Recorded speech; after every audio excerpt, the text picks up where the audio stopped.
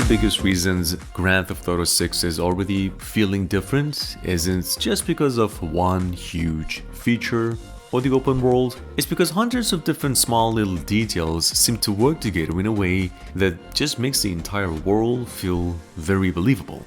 Rockstar's in fact been always good at building cities that look alive and stuff, but this new setting appears to push that idea much further.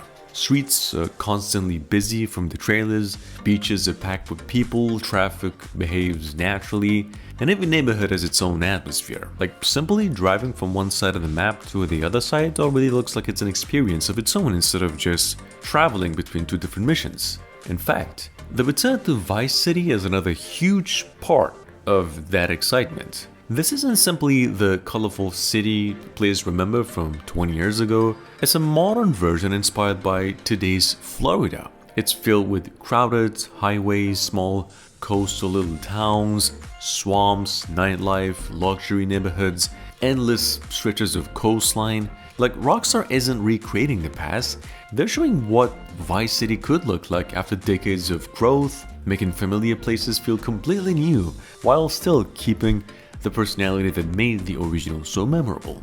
The world itself also appears much more reactive than anything Rockstar's actually built before. In the trailers so far, people aren't simply walking around waiting for the player to arrive. They gather at events, record strange situations with their phones, argue in public, dance at parties, relax on the beach, work construction jobs, and continue living their lives whether Jason and Lucia are even nearby or somewhere there or not. Thinking about it, these aren't major gameplay mechanics by themselves, but together they create the feeling that the world doesn't revolve around the player anymore. It keeps moving on its own. That feeling in fact becomes even stronger when you start paying attention to how different groups of people behave there.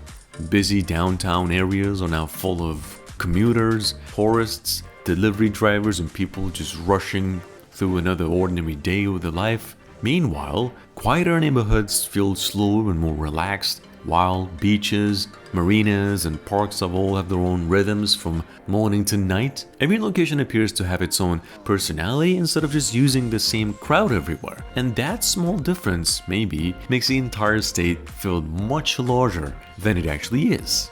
Obviously, Jason and Lucia immediately give the story a different tone as well. Rockstar's confirmed them as the game's two main protagonists, and everything shown so far suggests their relationship will be the emotional center of the adventure. Instead of following a large group of these playable characters, the story appears focused on two people trying to survive while depending on another. That smaller focus has the potential to make every success and every mistake feel much more personal this time. Rockstar also seems to be putting more attention into everyday interactions in this game. Small conversations between strangers, random events happen in the background, small little moments that have nothing to do with the main story there, but instead help create the feeling that life continues, whether you are involved or not. That's something Rockstar has always done well, but the official footage right now suggests those moments happen more naturally than ever before. Obviously, driving also looks noticeably more grounded this time. Cars appear heavier, suspension reacts naturally to different roads apparently, body roll is much more visible during turns, and collisions seem to carry real weight. Rockstar hasn't explained every driving mechanic or whatever yet, but everything shown in the official footage suggests vehicles won't simply glide across the road. They look like machines with real mass, making high-speed escapes and long highway drives feel more satisfying than ever before. The same attention to detail can be seen during quieter moments. Characters lean naturally against vehicles. Clothing reacts to movements, weather changes the mood of entire locations, and lighting completely transforms the same street depending on the time of the day. None of these details exists to show off technology, they just quietly strengthen the illusion that Leonida, the game's world, is a real place rather than a collection of just game systems. Yeah, weather might end up actually becoming one of the biggest contributions to immersion. Bright afternoons, heavy rain, humid evenings, colorful sunsets, some dark coastal storm all changing how familiar places look different now. Maybe a road you've been driving on dozens of times during daylight can now suddenly feel completely different once the sky opens up and the rain starts reflecting every light across the pavement. Those changes don't need to alter the gameplay dramatically to basically leave a lasting impression. They just naturally do. Social media also appears to play a much larger role this time. Rockstar's trailers repeatedly show short videos, live streams, viral moments spreading across fictional platforms inspired by today's internet culture, which doesn't necessarily mean players will spend hours scrolling through apps, but it does suggest the game world reacts to trends, attention, and public events in ways previous entries never attempted. Modern life is deeply connected through phones and online culture, and Grand Theft Auto 6 looks ready to make that part of its storytelling. Another exciting detail is how varied just the environment already appears to be. Dense city streets, quiet neighborhoods, open highways, wetlands, marinas, forests, beaches, industrial districts, small rural communities all exists within the same state. Instead of feeling like separate levels, they seem connected naturally, allowing road trips to constantly introduce something different without forcing some dramatic transition here and there. Exploration in fact may end up being one of the biggest reasons players stay invested long after finishing the story.